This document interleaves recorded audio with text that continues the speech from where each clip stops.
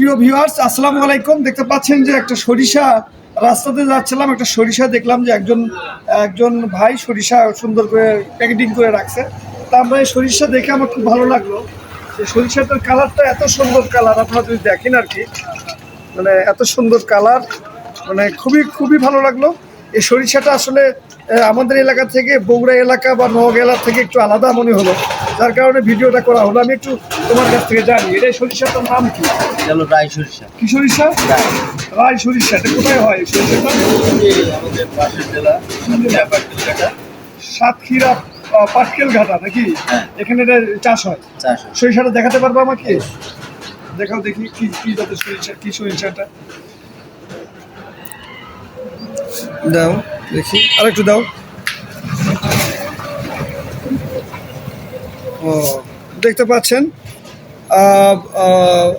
এটা হলো রাই সরিষা বলে এলাকায় নাকি? রাই সরিষা বলে। ওকে, থ্যাংক ইউ। এই সরিষাটা কত করে কেজি বিক্রি করতে? 460 টাকা 1 কেজি সরিষা। যেখানে লোকাল যে সরিষাটার দাম কত? ওইটা 280 টাকা বা না না, যেটা সাদা সাদা ইয়ে থেকে হয়, 280 টাকা কেজি। 280 টাকা বিক্রি হচ্ছে। যেখানে সরিষার দাম অনেক কম, সে জায়গায় 400 কত বললাম? 460 টাকা কেজি এই সরিষা। এখানে কয় কেজি আছে? এখানে আছে 7 কেজি। 7 কেজি 200 আছে। কেউ যদি ক্রয় করে, কেউ যদি নিতে চায়, তাহলে তাকে সর্বনিম্ন কত দিতে পারবা? ওই কত টাকা যাবে?